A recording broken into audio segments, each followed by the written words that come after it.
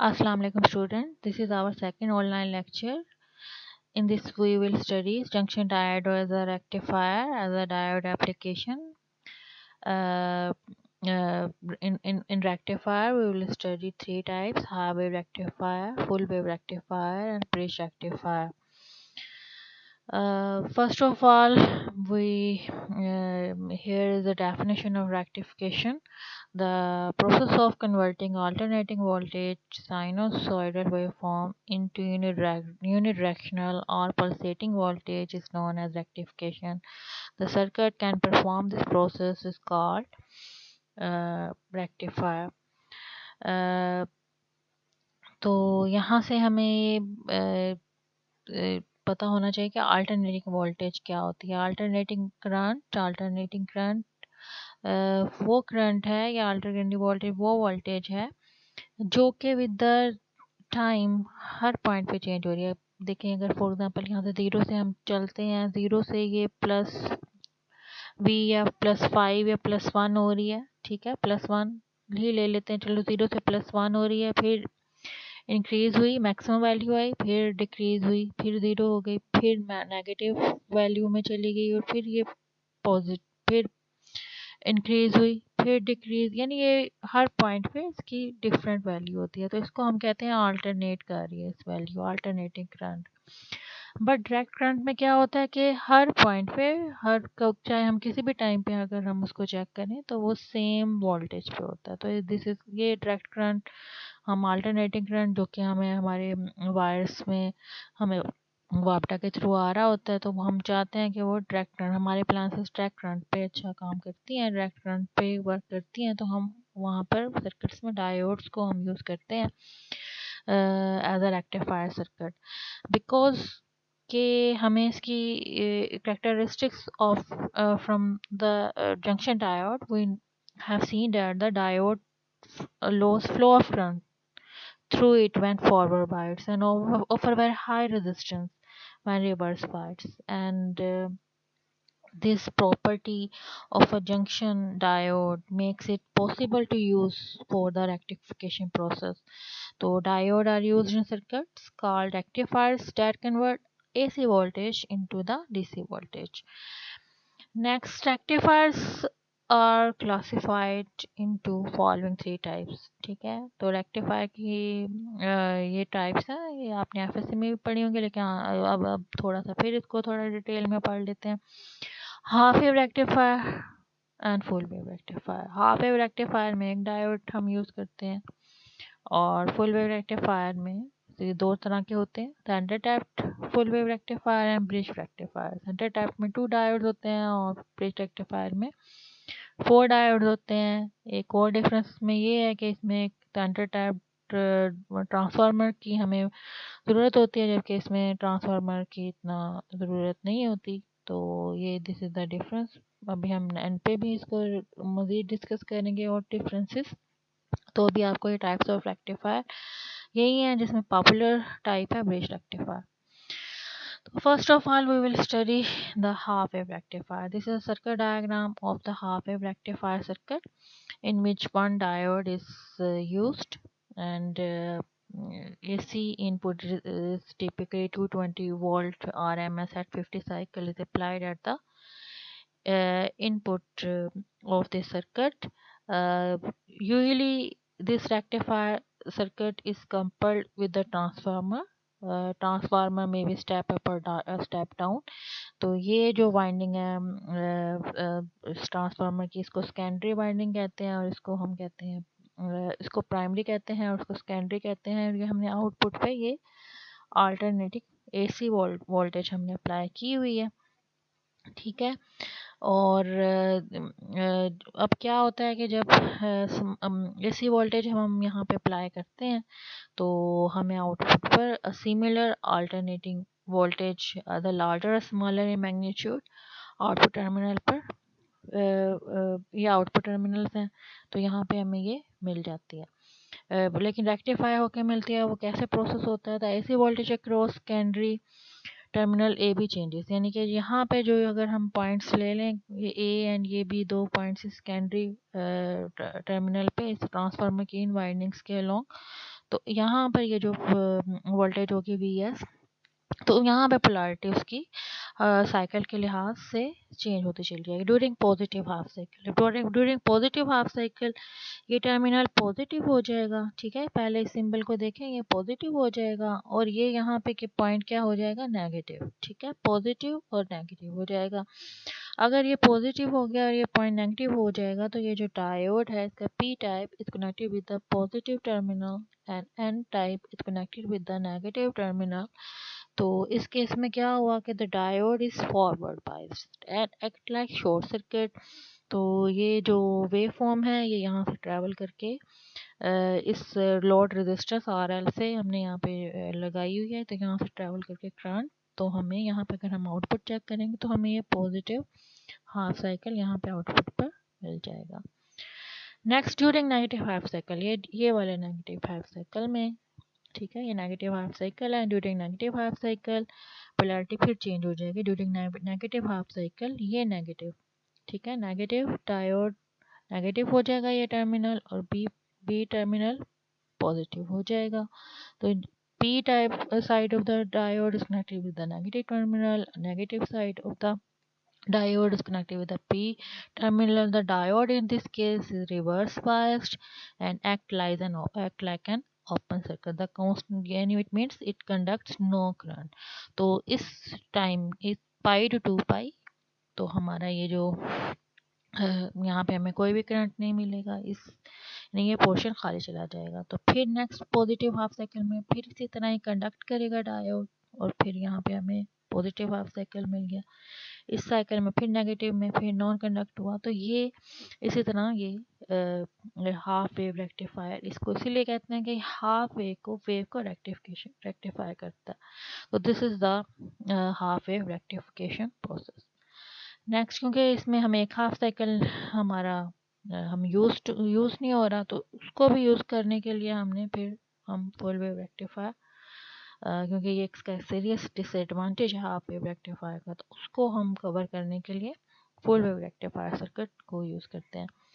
Full wave rectifier circuit is shown in the figure.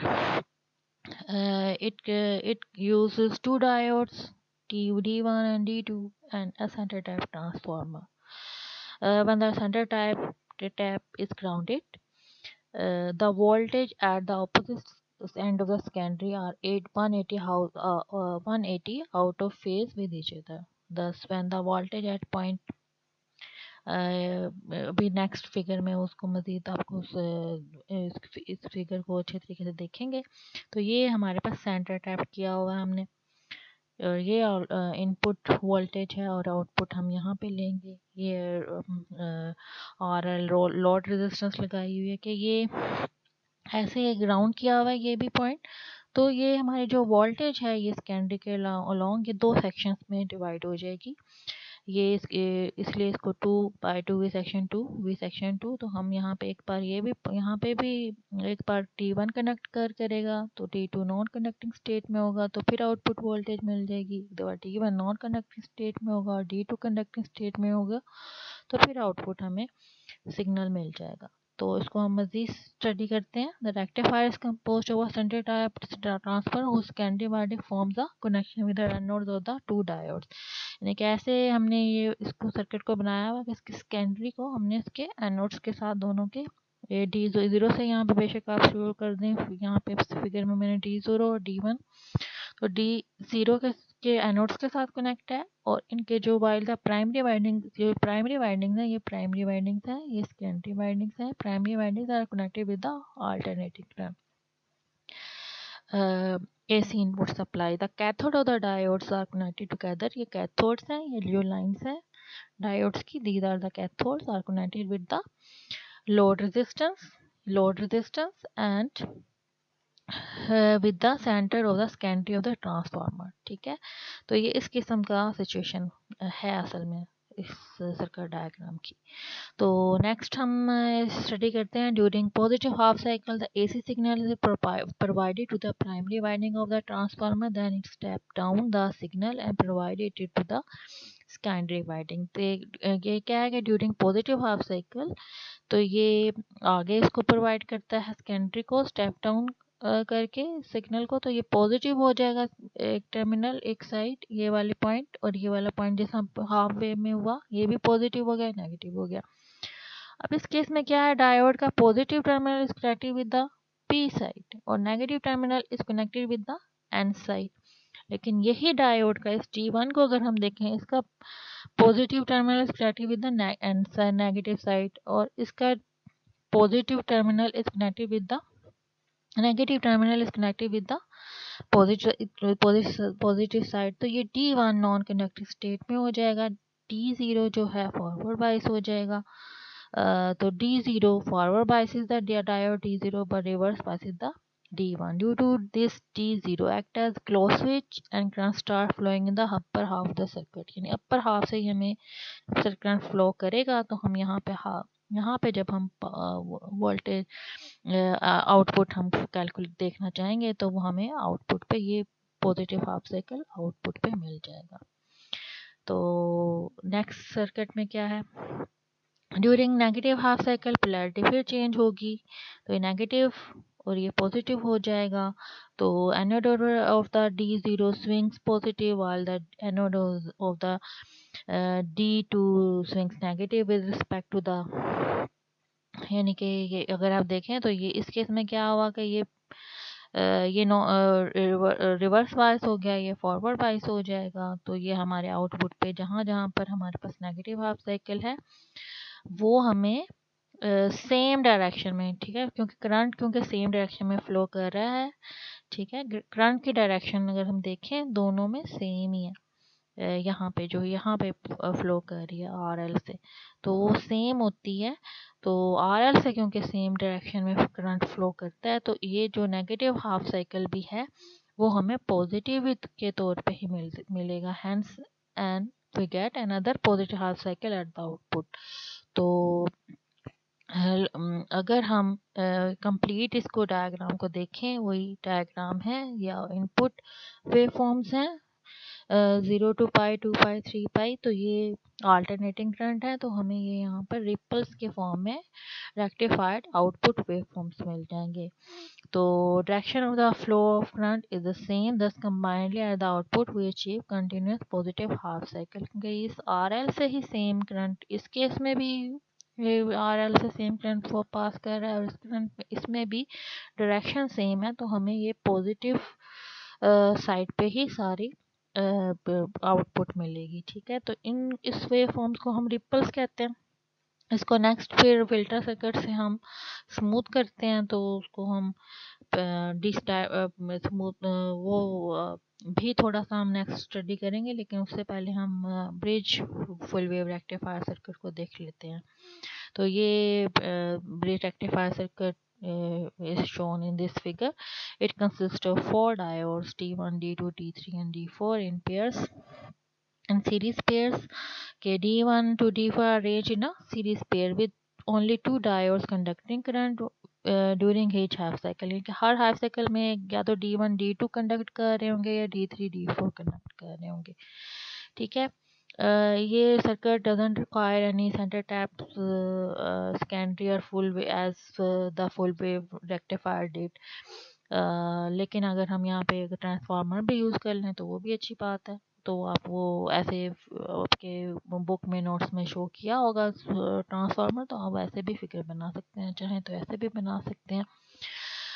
Next हम इसका थोड़ा सा ऑपरेशन स्टडी करते हैं। Similar to the conventional full wave diodes operates in as pairs, जैसे मैंने बता दिया है। During positive half cycle D1 and D2 are forward bias and D3 and D4 are reverse bias। तो फॉरवर्ड बाइस में करंट फ्लो करेगा, यहाँ पे ये सर्किट नहीं होगा, करंट की डायरेक्शन पॉजिटिव से ऐसे आप शो कर सकते हैं, ऐसे जा रहा है ये करंट की डायरेक्शन पॉजिटिव नेगेटिव, और यहाँ से जब हम आउटपुट लेंगे तो current flows through the load और हमें एक रिपल मिल जाएगा, एक आउटपुट मिल जाएगी, ठीक है। तो when the during the negative half cycle of the supply diode D3 and D4 are conducting series, D1 D2 switch off, they are now reverse bias, the current flows through the load in the same direction as before। So यहाँ पे एक मज़ीद तरह transformer के साथ ये figure है जो कि आपके नोट्स में जैसे है उसी तरह तकरीबन फिगर है। तो ये देखें, ये इनपुट वेव फॉर्म्स हैं, आपने ऐसे उसमें दिखाने हैं कि ये इनपुट वेव फॉर्म्स हैं और ये आउटपुट पे जब हम चेक करेंगे वेव फॉर्म्स, ये फिगर आपकी बिल्कुल सही तौर पे आपको ड्रॉ करनी है। जब ये टॉपिक अगर आपका एग्जाम में आता है तो सर्किट डायग्राम बिल्कुल परफेक्ट आपकी सेम लेबलिंग के साथ हो। तो आउटपुट वेव फॉर्म्स में ड्यूरिंग जब जब D1 एंड D3 कंडक्ट कर रहे हैं तो जब भी पॉजिटिव हाफ साइकिल्स हमें मिल रहे हैं, D2 D4 में positive half complete wave forms की ये डायग्राम है जो कि रेक्टिफाइड आउटपुट वोल्टेज हमें आउटपुट पे मिलती है। तो ये इनपुट की वेव फॉर्म्स हैं, ये आउटपुट की वेव फॉर्म्स हैं। नेक्स्ट जो मैं आपको कह रही थी कि हम नेक्स्ट हम फिल्टर सर्किट लगा दें। अगर हम स्मूथनिंग कैपेसिटर मजीद इस सर्किट में हम ऐड कर दें तो ये RR फिल्टर सर्किट यहाँ पे हमारे पास एक फिल्टर करके आउटपुट पे आएगी। मींस के चार्ज पहले कैपेसिटर चार्जिंग और डिस्चार्जिंग में टाइम के लिहाज से जब चार्जिंग और डिस्चार्जिंग होगी तो रिपल जो है इस यहाँ तक चार्जिंग कर रहा है, फिर यहाँ से डिस्चार्जिंग हो रही है। तो ये जो वेव फॉर्म्स है बजाय इसके कि हमें रिपल के फॉर्म में मिले, ये जो ब्लैक लाइन है इस फॉर्म में हमें ये आउटपुट मिलती है wave form with the capacitor. हमें विदाउट कैपेसिटर ये वाली है, विद द कैपेसिटर हमें ये ब्लैक लाइन है। कि तो होनी चाहिए थी स्ट्रेट लाइन, जैसे कि स्ट्रेट लाइन ऐसे होती है डीसी करंट की, तो वो हमें काफ़ी हद तक हम उसको स्मूथ करने में कामयाब हो गए हैं रिपल्स को।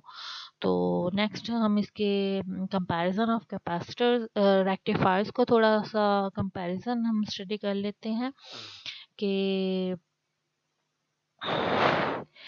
Half wave rectifier, full wave rectifier, bridge rectifier, ये 3 रेक्टिफायर्स हमने स्टडी किए हैं। इनके कुछ एडवांटेजेस भी हैं, डिसएडवांटेजेस भी हैं जिनके लिहाज से हम इनको कंपेयर कर सकते हैं।